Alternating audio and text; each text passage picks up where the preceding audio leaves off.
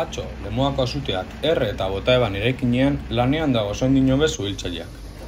Kea puntu askotatik urteten da eta ura botatzen jarraitzen dabe.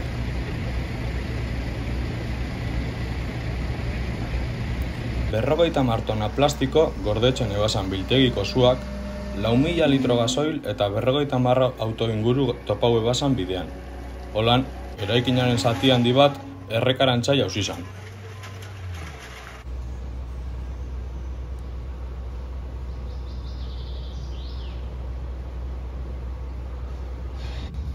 Oindino be, kotxe bat ikusten da uretan.